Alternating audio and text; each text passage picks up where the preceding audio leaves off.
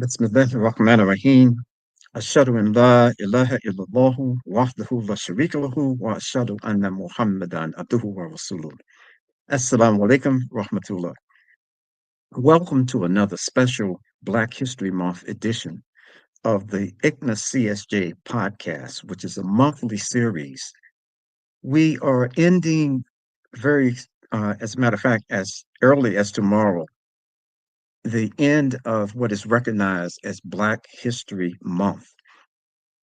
And today we have a very special guest. And I'm so fortunate to have had the opportunity to interact and to know and to have conversations with our guest today. He is representative of the next generation, and that generation that makes me feel so many, like our guest, Dr. Yousef Carter, make me feel that the future is in good hands because of the preparation that brothers like Dr. Yousef have made to fill voids in the society and to bring an academic and activist mindset to the establishment and the development of the Muslim community here in the United States and across the world. And so I'd like to bring Dr. Yousef on as I share his introduction. Dr. Yousef Carter is an assistant professor of religious studies and Keenan Rifle Fellow in Islamic Studies at the University of North Carolina at Chapel Hill. He is an advisory board member of the Black American Muslim Internationalism Project, facilitated in part by the Center for Global Islamic Studies at George Mason University. He also serves as a faculty advisor for the Muslim Student Association and the newly formed Black Muslim Collective at UNC. His scholarship centers on Muslim life and networks in the Black Atlantic and is primarily interested in religious empowerment. In addition to other projects, Dr. Carter is working on a manuscript called The Vast Oceans, Remembering God and Self on the Mustawawiya Sufi path, which is a multi-site ethnography of a transatlantic spiritual network of African American and West African Muslims in South Carolina and Senegal. Alhamdulillah. Dr. Carter, welcome. Assalamu alaikum wa rahmatullahi wa barakatuh. Imam Khalid, how are you?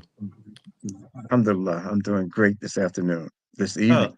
uh, And, uh, and I want to just briefly just introduce to those who may not be paying much attention, but the theme of this discussion this evening is Color Me Black, Informing U.S. Muslims' Future with the Past. And I think it's a kind of interesting topic, and I think you're the best person that I could think of to have a discussion this afternoon and inform me and inform our audience how this is a reality and how it can become more of a reality in the Muslim community today. But I want to first ask you, Dr. Yousef, how did you become interested in history as a discipline and a pursuit? And more specifically, how did you become interested in the history of African people who are Muslim? Thank you for that. So, firstly, let me say, thank you to yourself and the rest of the ICNA Council for Social Justice for inviting me to be a part of this wonderful conversation. I'll disagree with you in terms of naming me as the best person to have this conversation with, but Alhamdulillah, I'll try my best. So, as far as history is concerned, uh, I, you know, this is kind of weird to admit, but I actually didn't start out my academic journey in the humanities, right, or social sciences. I got my undergraduate degree, as you well know, at the premier historically black college, which is Watch the North yourself. Watch Carolina, yourself. the Watch North yourself. Carolina. Let me finish. Let me finish. The North Carolina Okay. Agricultural and Technical State University, Aggie Pride Worldwide Okay. in Greensboro, where we actually Hmm. met for the first time, and Right. more than I would say 20 years ago. And it's been an honor to have known you since, as you and others like you have served, just as a wonderful source of guidance and inspiration. So thank you for that. And Alhamdulillah. but once I was finished with my undergraduate journey, I went back to school to get a master's in history, with an emphasis in African diaspora. And then later I got my doctoral degree in anthropology, right? But still with a sort of a love of history, because it informs who we are, quite frankly, right? I think it's James Baldwin who said something reminiscent of the fact that it's our history that informs who we are, right? So our past, he says, is quite literally with us, and to deny that is something that he likens to a criminal act. And so there's no way that we can understand anything about who we are, about what we face, about where we're going without understanding where we've been, right? As a matter of fact, if you want to try to triangulate where you currently are in time, in space, it helps to, figure out where you've been, right? In terms of, if you're sort of tracking a journey, right? It's easy to get lost if you, lose sight of where you've been, right? Um, and so, yeah, I mean, I certainly agree with you that history is an important element that informs how we're shaped, right? And as far as Muslims are concerned, right, especially in the United States, right, it plays a profoundly important part in the nature and quality of the ummah, right? And so I guess I can stop there so we can sort of delve into that a little bit more, or unpack as you see fit. Yeah, that's very well stated.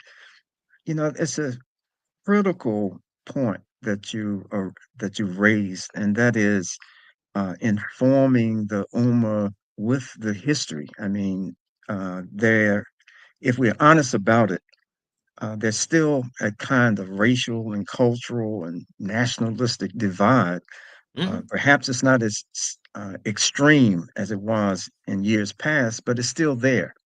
And Yeah. I think because of that, I attribute much of that to ignorance, and not Hmm. calling anyone ignorant, but the lack of knowledge about what has preceded our generation, what has preceded the influx of a large number of Muslims into the United States. So, Hmm. could you talk to us just a little bit to help inform me and others about who were actually the first known Muslims that we had on this, what developed into the Hmm. United States of America, but just in America in general, and maybe Yeah, point for out sure. for our audience some of these folks. Yes, for sure. Well, quite frankly, as historians and scholars more broadly recognize, the first Muslims to touch these shores, that is the Western Hemisphere, North America, specifically the United States, um, but just the Western Hemisphere period, were Africans of Muslims of African descent, excuse me, specifically West Yes. African, West Central African descent, right?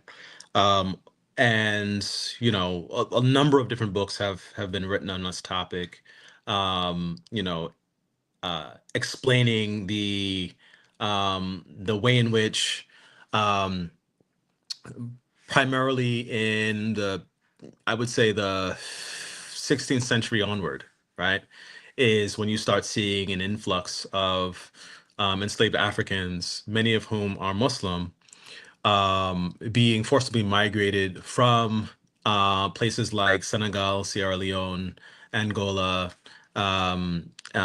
etc. Excuse me. And so, um, and it's those Muslims in particular who carry out the very important task of establishing community, and um, and building lives for themselves to the degree that they could, albeit in the context of enslavement. And so, as a matter of fact, the very first Muslim community um, in the United States uh, would be Sapelo Island, right, off of coastal Georgia.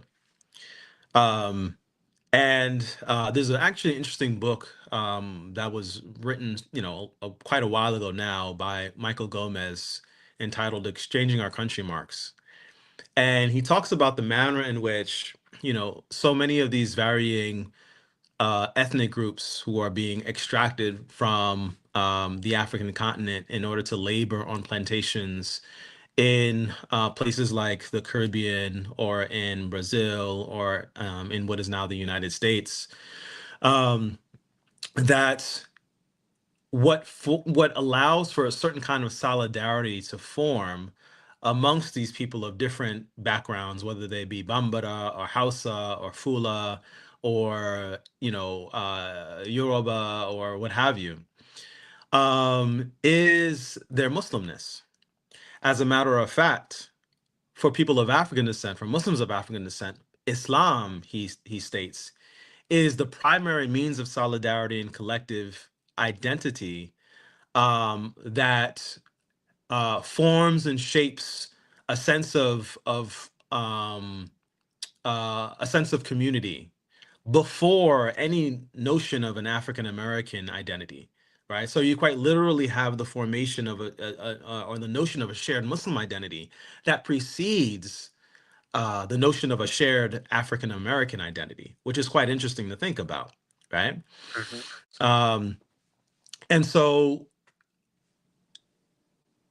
for those Muslims who willingly migrated during the 20th century to this country, um, some of them believed that Islam wasn't already present, right?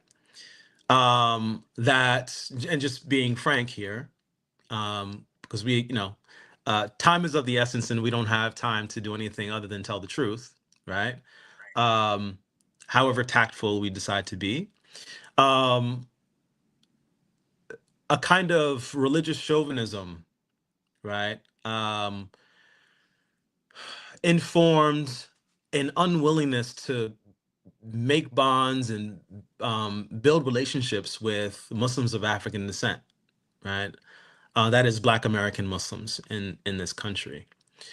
Um, and what you call ignorance, I want to call negligence, actually. And I mean negligence in the sense of um,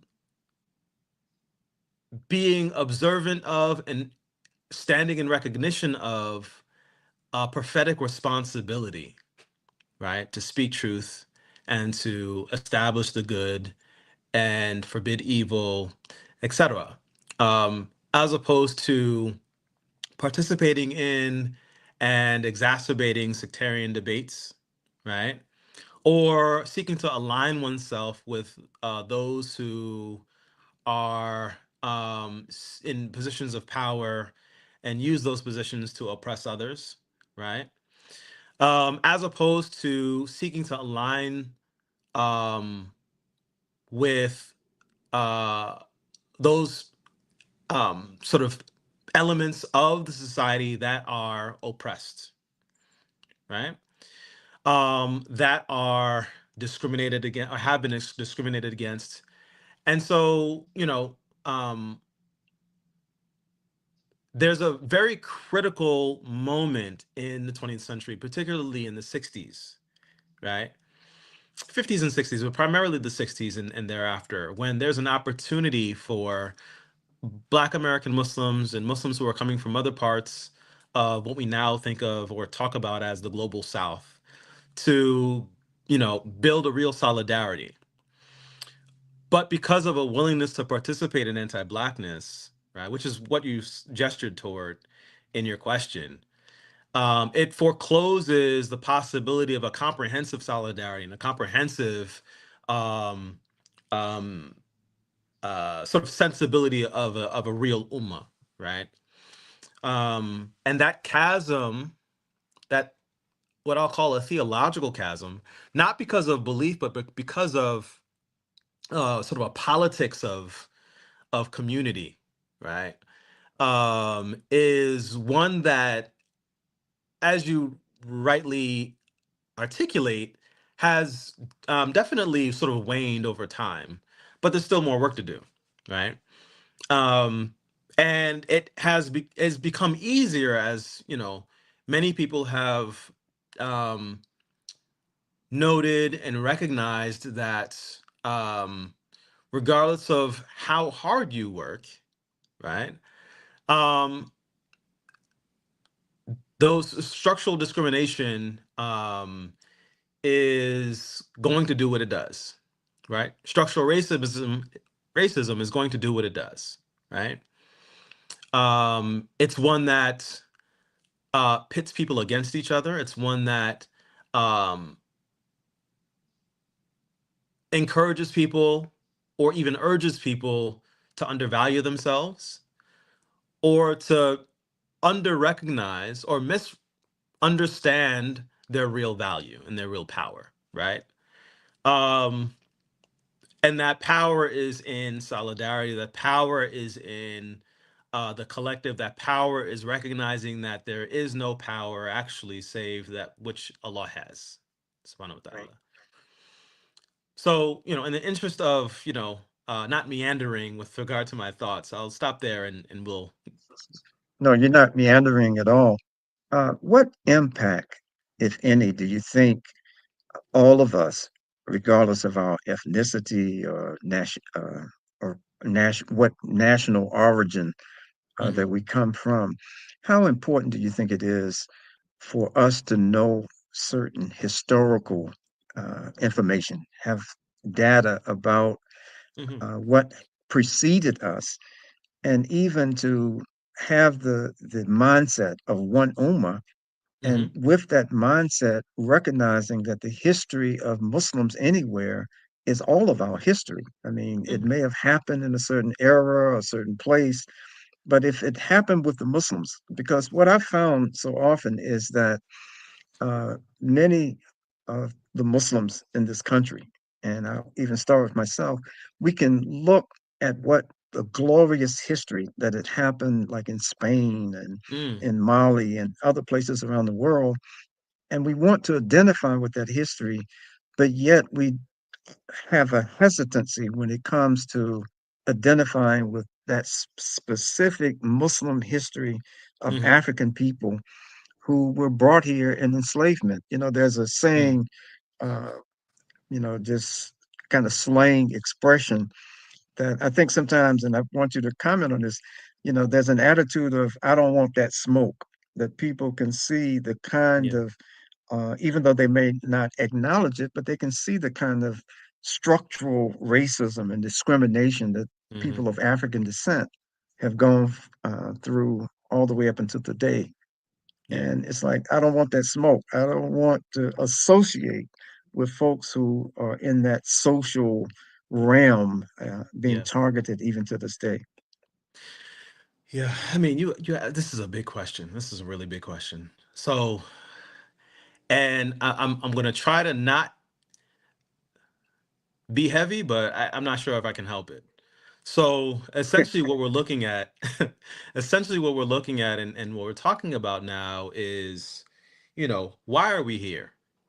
Right? Why are we here?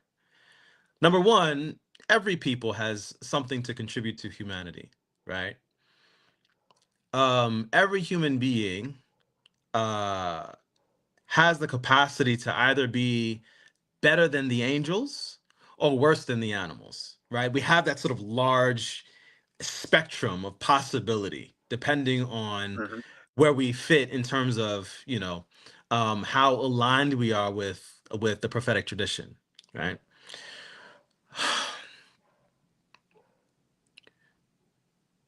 Do you really think, and this is a rhetorical question, but do you really think that, because if we recognize that nothing happens except by the permission of God, Do you really think God didn't have a plan when Prophet Yusuf alayhi salam was sold into slavery, when he was imprisoned, right? If we stop there at that part of the story, we miss the entire point, right? Yep. If we say, okay, well, from our vantage point, uh, he is somebody who was owned and then incarcerated and doesn't really have anything to really contribute to the sort of the better or more elite swaths of humanity, right? Untrue. Absolutely untrue. As a matter of fact, the opposite is true, right? Who was this first community who are the people that were honored of being amongst the first of the firsts of the Sahaba of Prophet Muhammad sallallahu alaihi wasallam? They were not the people who were seated in these sort of positions of power. They were people who were vulnerable, who were the downtrodden, right? People who were taken advantage of, right? People who didn't have the comfort and strength of the backing of influential tribe or what have you, right? But nonetheless, right? Uh, all of these people were elevated by virtue of what Allah put inside of them, right? They were actually, this is I'm going to kind of go on a tangent here, but this idea of the super soldier, right? Right, so much tribulation and so much trial, um while at the same time maintaining a firm foundation in one's faith, right? Renders one human like no other, right? One of the things that I sit with sometimes, right? Because we like to believe that like we're the good guy, right? We like to believe that we're the protagonist in the story. For anyone who's listening or paying attention, I want you to participate in a thought experiment. Let's say you're among the Sahaba of Prophet Muhammad, and he comes to you and says, "We're being persecuted. Allah has given us the command to fight." Now, you don't come from a background of being a warrior. You're a herdsman or a carpenter, or you work with leather or what have you, right? You really don't want that smoke, right? As you said. But you've been commanded to fight. You've been commanded to fighting actually was prescribed for you, as he says, right? As Allah says, fighting has been prescribed for you, right? It is your medicine, right? It is what is going to fix your condition, right? And as we know, Allah does not change the condition of a people until they change what is in themselves, right? And so, in order to respond to that call, one has to have a very loose connection to the dunya. One has to have a very a firm willingness to let it go, to be able to sacrifice one's life. And so one of the things that I sit with is, would I be willing? I mean, I can say yes, of course, because it's easy to say that because I'm here and not faced with that dilemma of being asked to sacrifice everything that I have or everything that I don't have, actually, right? To leave the comfort of my home, to leave the embrace of my loved ones, right? To um, try to get whatever little affairs I have in order, to then go be prepared to meet my death if need be, right? To follow behind, right? You know, the best of humanity, knowing how inadequate I am, right? With my little, camel and half a date to offer, or like, maybe if I'm more well-to-do, some resources to contribute. Do we, I mean, I don't know. I mean, I think that's a very heavy question, right? What are we willing to sacrifice for the betterment of humanity? What are we actually willing to let go of, right? Are we, you know, uh, on the side of Nabi Moses, alayhi salam, or are we more pharaonic with our inclinations, right? I think that's what we face, actually. So these sort of bigger questions about, you know, um, um, why God puts us in our body at this time in this place, right? The answer to that is the same for those people who were, uh, you know, torn away from their land, torn away from their loved ones, put in the bottom of ships, undernourished, right? Undervalued, disinherited, dehumanized. In spite of that, are meanwhile carrying the Quran in their very chests, those who are Muslim, right? And imagine the prayers that are being uttered in that dark, dark place, right? That, oh Allah, maybe one day, you know, uh, you will raise up among my descendants people who are free, right? People who will love you, people who will know you, right?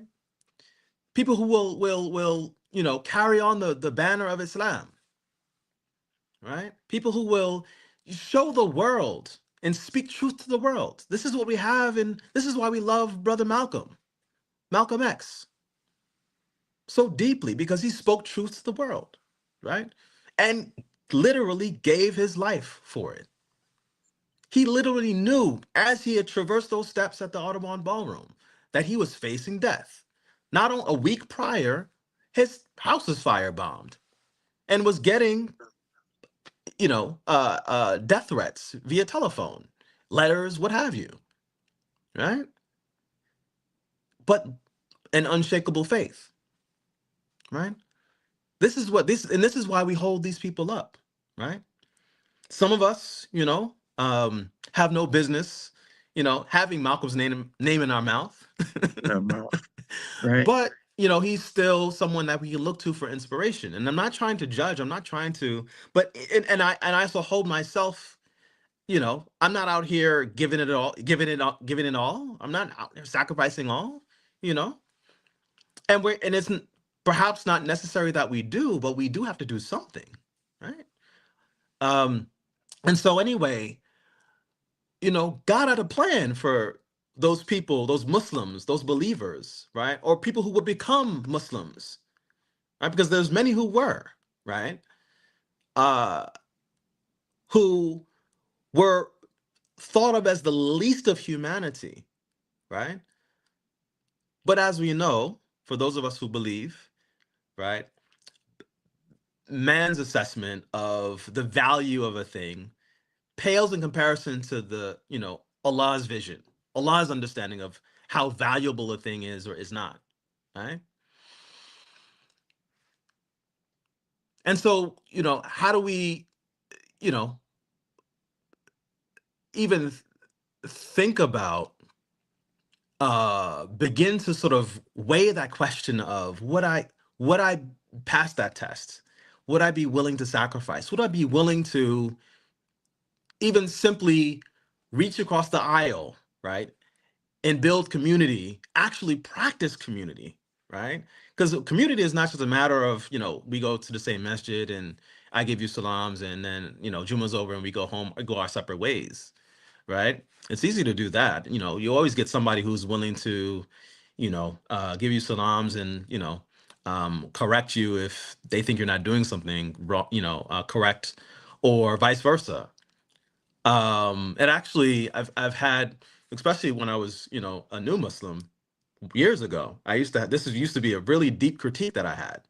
Would be a matter of, you know, of asking, you know, to myself anyway, you know, when someone would give me salams, and if my pants were too long, or if my, you know, beard wasn't the right color, or, you know, I wasn't as Arab performing as I could be, or what have you, really questioning that, right? But then me saying to myself, if you actually cared, you would ask me my name. If you really Right. believe that I'm not doing something correct in my deen, you would ask me if I have a Quran, if I have, noble companions, if I have a house to live in, if I have food on my table, right? If I have, support, the support that I need in order to do what I need to do, right? But this just kind of project of self-righteousness is not really worth much, I think. Too many of us are committed to self-righteousness and not actual righteousness. Um, and I think that's, you know, sort of a broader sort of meta view of I think what ails us and why, we often are in the situation that we're in, right? Because we're unwilling to do what's needed. We're unwilling to, actually practice community. Um, so yeah, I mean, for those of us who, um, I mean, you don't get the beauty that I was literally last night. I was at a talk that Cornell West gave with Mark Anthony Neal here I live in Durham, North Carolina, and he talked about the sort of tradition, right, of uh, that sort of comes out of the Black experience, right, being one that is so utterly beautiful and humanizing and humanistic, right? You don't get Malcolm X, you don't get Fannie Lou Hamer, you don't get, Sojourner Truth, you don't get Harriet Tubman, you don't get James Baldwin, you don't get, Mahalia Jackson and Dr. King and all of these luminaries, right? Without an intimate awareness of what it means to be dehumanized, actually, right? And unlike some people, there is no sustained collective descent into um, you know wholesale violence and destruction. It's quite the opposite, right? Some say we're too forgiving. Some say we're too willing to let go, right? But we're a soulful people, right? And there's something that Allah has put in us and has curated within us by virtue of this experience. This experience is not for nothing, right? This sort of and that's actually not a history of dehumanization. I don't look at it like that. I don't think it's a history of um of some kind of lowly state. It's actually quite the opposite, right? It's a history of a record of how beautiful a human being can be and how much beauty the human being can produce in spite of such ugliness, in spite of such darkness, right? I don't remember the last time I heard anything coming out of Sweden or Switzerland that made me cry. I mean, no offense Right, to, I mean, I have a, right. a Swiss made watch, but, which I appreciate. It helps me Right. keep the time, but, it's not, you know, making me think about myself as a human being, right? Hmm. You Hmm. know? That's, Um, yeah. yeah, very, very, very analytical presentation there. And I'm sure that our audience has been as enlightened as I have been with your commentary. I want to encourage our viewers and listeners to join the show by participating in the live chat. If you have a question or a comment, please put this in the live chat, and Dr. Yousef will answer your question. This is an interactive session, so take advantage of your ability to be able to ask questions and to even make comments, whether you disagree or disagree what we are saying here this evening. Uh, you know, the lived experience oftentimes uh, is more heartfelt. The values that we have when we're having lived experiences, this oftentimes, and most of the time, I think, even with faith, it puts a deeper faith in our hearts when we are living through certain kinds of things. And um, So you are having a lived experience as far as making the connections with our brothers and sisters on the continent, on the African continent, in the diaspora. Um, and I heard, and I want you to tell me and our audience, I heard that you may have some of your family that are actually in Senegal. And could you tell us a little bit about that? And then we'll address the question that popped up on the screen. Okay, brother, you about to open up a can of worms. Yes, it's true. My wife and children are in Senegal. Um, and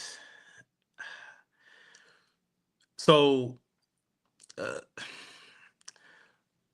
when COVID happened, we kind of were in a place where we were already homeschooling because, we weren't going to let our kids be educated uh, in whatever this is. Excuse Right, me. Um, we were already homeschooling, and so us being kind of confined to the home wasn't really a jarring experience for us.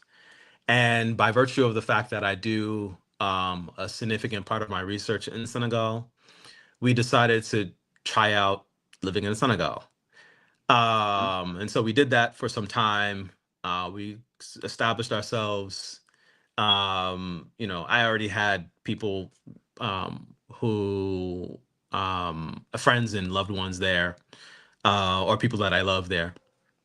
Um, and it kind of became a thing of, wanting my children, our children, to be in an environment where the Quran is in the air and in the soil and um, uh, and that they would be surrounded by people who look like them and believe like them, right, and value them for their humanity. Um, uh, and then it sort of transformed into, just seeing them, thriving, and having social lives and these kinds of things as they got older. And then juxtaposing that with what's happening here, right? Um, and whenever we sort of revisit the conversation or the question of, like, do we bring them back? What do we, how do we move forward? Bringing them back here when they e- experience so much joy and lightness and what have you seems untenable. Bringing them back here seems untenable at this point, honestly, because in Senegal they're able to have a childhood. It's by no means a perfect nation or society or what have you. But the starting point is much different, right? Um, the way I used to explain it is that, Black lives already matter elsewhere. But then, as I continue to think about, this idea of, like, lives mattering, the other side of that is it's not a matter of Black lives matter, right? Yes, Black lives do matter, but the reality is that no lives matter here. Actually, people say, "Oh, all lives matter." Well, that's, um, a problematic thing to say, not because it's not true, but because it's used as a way to distract from the very real legacy of structural racism and institutional, discrimination, etc., that people are trying to sort of highlight when they use a term like Black Lives Matter. So um, don't let me, be confused. Um, but the reality is that human life is not considered sacred in the United States, frankly speaking, right? The fact of the matter is that there are more guns than human beings in the United States. Um, there's a certain manner in which people are valued because of what they own. Assalamu alaikum, Imam Abdul Jabbar. I'll get to your question in a second. Um, and I don't know. I mean, I juxtapose a place like Senegal, where, you go into the average house and you'll find the Quran in it, right? It tells you something about what people believe in. You go into the average house here, you'll likely find a gun, right?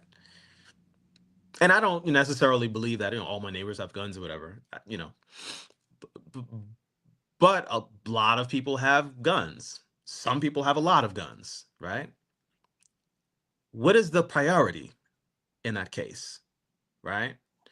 Do you believe in prayer or bullets? And having a gun is, I mean, if you have a weapon, no fault to you.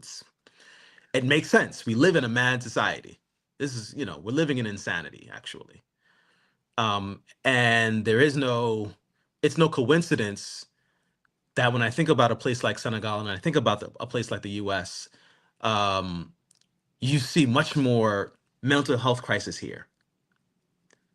Um, it's not coincidental, right? There's something that is lacking about what it means to live here, in such a way where you don't even realize it until you leave. Many people realize that, actually, um, or don't fully appreciate that until they travel abroad and stay outside for a sustained amount of time, right? I'm not just talking about like vacation, you went to the Bahamas and you came back. I'm talking about actually, you know, being more intimately aware of what quiet sounds like and feels like. And I don't mean quiet in terms of like hearing something. I mean just, the madness of what it means to live amidst crisis, right? Um there's a lot I could say about that, but yes, I mean, um you know, uh, yeah. And so I don't know. I mean, rearing Muslim children in the United States and expecting them to grow up, praying that they grow up to be, spiritually healthy, psycho-emotionally balanced, mature, self-sufficient human beings is a miracle. Right. Um, so much can go wrong. As a matter of fact, we are literally losing our Muslim children to all of the things that non-Muslim children get lost to, right? We are not insulated by virtue of the fact that we're Muslim, from drug addiction, from incarceration, from poor schools, and debt, and really really terrible food, if you want to call it science. I mean, probably can't even call it food anymore. It's science. Um, you know, just very poor health. Um, and my children get hot cooked food at the school that they go to, right? And they're surrounded by people who love them, right? My eldest daughter is,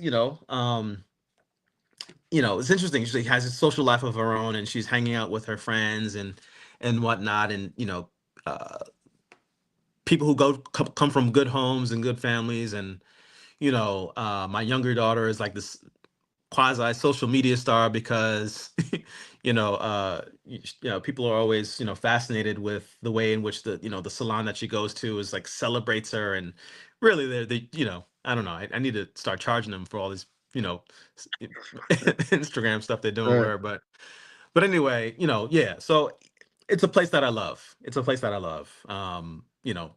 They have mango season. Enough said. We don't have mango season in the United States, right? Right. Right. So that alone, but no, no, alhamdulillah, it's a wonderful place where human life is considered sacred and your dignity is a given. So there was Understand. a question that Imam Abdul Yes. Jabbar had. So Yeah. And yes. And after this one, I thought another one had popped up on the yeah, I think it screen. was more so a comment than a question. That's what I Okay. All thought right. it was. Gotcha. Okay. So it says, Assalamu alaikum, Dr. Yusuf. In your opinion, what is missing as far as Islamic teaching and the development of the so-called African American Muslims, especially from leadership? Well, that's a big question. That's actually probably a question that's more appropriate for you, Imam. Um, um, you know, I'm going to defer to you, and then I'll build on how you approach this, just from your vantage point is much different from mine. Let's hear yours because I want to hear what you have to say. I'll Okay. comment on it, but I want to Yeah. hear I your mean, opinion. so I'm not sure if I have a direct answer to that question, but I think one of the things that's definitely missing in our communities, more just broadly speaking, is a commitment to um, political urgency and social relevance. Um, I mean, it's important to understand your dean. It's more important, and correct me if I'm wrong, because this might be above my pay grade. I would say it's important to know your dean. It's more important to know what your dean is for. That's the way I Okay. think of the way I want to say it, right? We don't have the Quran and all that it contains so that we can merely memorize it and impart it. It is a source of guidance. I started to say book. It's not even a book. It's a source of guidance. It's the literal word of God, right? Allah, who is Azawajal, who is the creator and fashioner, the one uh, who has no beginning and has no end, the loving, the merciful, the the forgiving, the pardoning, the answerer of our prayers, those that we utter and those that we don't even articulate, right? That who responds to our needs before we even know we need these things, right? If our implementation of Islam is not transformational, then we are doing something wrong.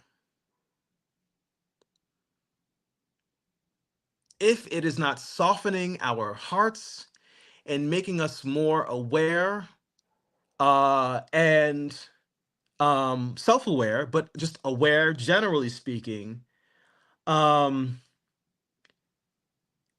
and more willing to witness the suffering of others wherever that suffering may be happening, then we ain't reading it right? Just frankly put. And so Islam is a prophetic tradition. Islam is a prophetic tradition. And so those of us who have traded that commitment to what you know Cedric Robinson has called the Black radical tradition, right? Which is this ultimately, you know, animated and inspired by a commitment to elevating and expanding human dignity, right? If it's not connected to that current, right, that names and calls Pharaoh who and what it is, right, and works to resist and disrupt that, then we're doing the work of Pharaoh, right? Some of us are you know, and this is not to disparage or not to make light of or to put down the importance of, you know, um, studying the deen, right, and gaining knowledge. But as Imam Al Ghazali says, knowledge is for action, right? Right. As a matter of fact, the very first book in his Ihya Hulum al-Din is you know about knowledge, right? Which he connects to action, right? And I actually am teaching a class now, a graduate course. In the very first meeting, we talked about Imam Ghazali. We read his book of knowledge in concert with Ibn Jama'ah's Etiquette of the Learner, right? In which Ibn Jama'ah talks about the that adab, right, is the beginning of knowledge, right? But adab is not just eating with your right hand and putting on your shoes with your right hand and giving salams and observing these sort of social etiquettes. adab is the proper application of a thing in its proper due and its proper context. That's essentially what adab is. And what is Islam other than adab? Adab with one's Lord, adab with one's self, adab with one's neighbor, adab with one's environment, adab with the animal world. Essentially, what we're talking about is khilafa, right? We've left behind this responsibility that we have accepted as the human being and its descendants, right? And so, as far as teaching goes, I don't know if I'm answering the question directly enough or adequately at all, but it seems to me that we're doing a poor job of implementing the beauty and power of what Allah has given us, the beauty and power and majesty of what Allah has given us, because it came from Allah. How can it not be beautiful and powerful and majestic, right? But it seems that, you know, some of us have used it to bicker and pick at each other and engage in these kinds of debates about, you know, whether you're, praying with your hands settle or qabd or hands at your side or, but it's just, this is why I use the term negligent, right? At the beginning. I think we're too negligent, right? Prophet Muhammad didn't suffer in the way that he suffered. He didn't work and cry and bleed and fight for us to be negligent, right? Our ancestors didn't pray, didn't die, didn't work to survive on basically nothing in order for us to be negligent, right? Those of us who move from other places, the people who bore you into this world, did not work for you to be out here negligent, did not scrape and scratch and save in order to finance your education or your airfare or what have you so that you can establish yourself and do the work of Pharaoh, right? Nobody who was born to a believer or nobody who becomes a believer has that intent. But why are we doing it is the question, right? And so, as Yeah, far as the question of teaching is concerned, I think that's how I would answer that. yeah, yeah, and that's why I asked you to go first because you said it much more eloquently and cogent than I would have said it. But it made me think about your comments and in response to Imam Akib's query there, it made me think about the first time that I was permitted by Allah to make Hajj. Mhm. And the apartheid system of government was still in full force at this particular time.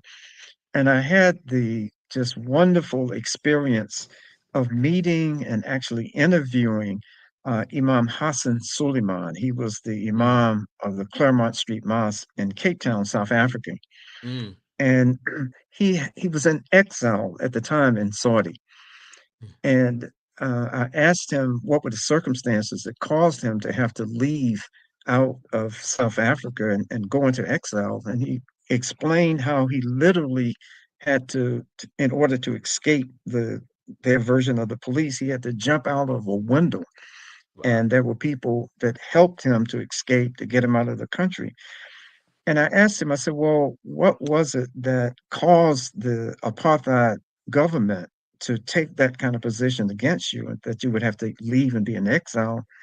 And he said that he felt that it was because, and he was one of the founding members with Alan Bosak of this United Democratic Front, UDF, I think it was, Hmm. and it was an interfaith group, and they were committed based on their understanding of the demands of their faith to take a stand for justice and what was right.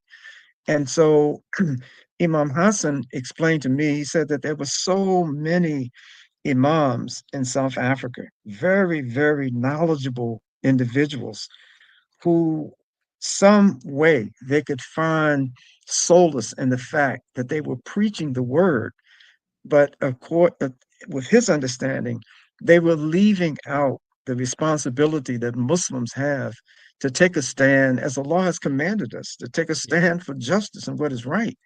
And so, what I see oftentimes in this country is that it seems to be a growing trend, and I'm really glad to see this, that more learned Muslims and scholars and imams are taking stands to help interpret the current affairs and the Islamic mandate and solutions that we should be a part of trying to bring this guidance of Islam. The guidance of Islam, in my understanding, is not just telling and five pillars to people. That is, Islam is a liberating force for all human beings, for the Yeah. oppressor and the oppressed. Right. And when we fail to address that core value that Allah has given us with this deen, then we miss the mark Mm. and we make ourselves and can make ourselves irrelevant. And so, we have to learn this deen, we have to understand it, and as much as we possibly can. But as you said, if we are not translating that and everything that Allah is commanding us to do in the Quran, looking at all the prophetic traditions of prophets prior to the Prophet Muhammad, how they took stands and at the risk of their lives and sometimes even being killed for taking stand for what is right. They weren't taking a stand simply because they were saying, I believe that you should be worshiping a cow, or I believe you shouldn't Hmm. do this. There, it was about power and authority. And I Hmm. think that if we understand the methodology of change using the prophetic tradition that Allah subhanahu wa ta'ala has preserved for us, it means, as you said, making sacrifices and sacrificing comfort, sacrificing popularity, sacrificing whatever it is to just speak the truth and act in a way that our behavior is demonstrating the core values of Islam, and not just kind of practicing one dimension because it's safe for us to be over there. And this is what we've tried, and I'm sorry to speak so much No. with this point, but this is one of the reasons, one of the purposes why we have ICNA Council for Social Justice. And it's Inshallah. one of the motivations for all of us who are associated with this Council for Social Justice by bringing individuals in like yourself who have this holistic understanding of the deen and not just this aspect or that aspect, but just a Hmm. holistic understanding of deen Hmm. is critical for our future. And understanding that history of struggle, that perhaps the most despised people that have ever walked the face of the earth in human society, that Allah, as you pointed out, has used us to bring us to this deen as a source of inspiration, should be, and liberation for all of us. Uh, there've never been human beings that I've read in my just reading of history who have had their language, their religion, their culture, their names being killed for uh, teaching, learning how to read and write and this kind of thing. I don't know of any. I don't have a Yeah. historical reference that I can make other than people of African descent who were brought here as chattel slaves and dumped off in the islands, kicked off the boat there in the islands, and kicked Hmm. off in other places, and then brought to the United States. So, Dr. Yousef, this has been a pleasure. Alhamdulillah. I hope that we can continue for you to share your wisdom with us. And Inshallah. is, as I said at the beginning, is so encouraging to look and see young brothers like yourself with the understanding that you have and the commitment that you have, and the things that you're doing. You're practically living what you are saying and teaching, and that's a wonderful thing. So, any closing remarks here? Sure. I was thinking about this as we were sort of thinking about this question. Um, Allah gave us a beautiful vehicle, right? And it is such a shame if we focus on studying the manual and the outlines and the machinery and the, which, it's, fine to be an aficionado, right? But imagine never getting in the car and driving it, right? Right. Right. Some of us don't study it and get in the car and drive it, and that's fine. You might run Right. into some problems. You will likely run into some problems, but I think you need both, right? You run into problems if you're doing just one, right? Either the And if I had to choose one, I would choose the driving as opposed to the study. In terms of, and what I mean by that is not just a kind of a negligence with regard to knowing one's religion, Right. but you know it is possible to have an awareness of who Allah is without, you know, being studied, right? Because generally speaking, there's a certain way in which our fitra are, there's a certain way in which God can speak to us, right? And can work on our lives and use us as a vessel for, you know, righteous change, right? And Mhm. transformation. And at the same time, I mean, we all know somebody who, uh, you wouldn't in your right mind ask them to call the adhan, right? Because it would be, shaky. Right. But that very same person is there every week cleaning the masjid, Yeah. sweeping, helping give food, etc. These are the people of God, right? Right. Not the people with the big robes and the turbans. It's the people who are serving, doing khidmah, right? People who understand that, like, you know faith is in feeding, right? Faith is in, nourishing people, right? Faith is in replenishing what we can. Faith is in planting a seed in a time when so many trees are being cut down, and I mean that both literally and figuratively, Right. right? Faith is in caring for other people and caring about other people, right? Faith is in empathy, right? Not in just, mastering your ayn and your and whatnot, right? Um, and some, yeah, there's a lot of aesthetic, a kind of spiritual vapidness that some of us are contending with, right? So, may Allah protect and preserve us, and keep us among those who are guided, I and mean, allow us to be those that He uses for good, inshallah. I mean, alhamdulillah.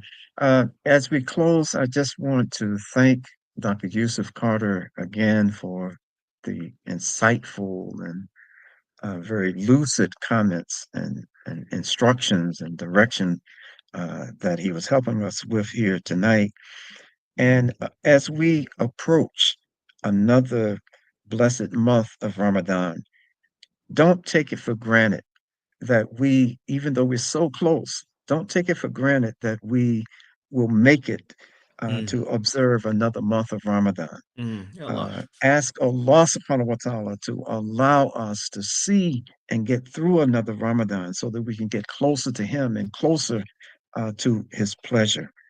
And pray that Allah subhanahu wa ta'ala give us an understanding of this deen that is useful for us in this world and in the next. So, Amen. with those few words, we will ask you to join us again next month. Uh, Assalamu alaikum wa rahmatullah wa barakatuh. Wa alaikum salam wa rahmatullahi wa barakatuh.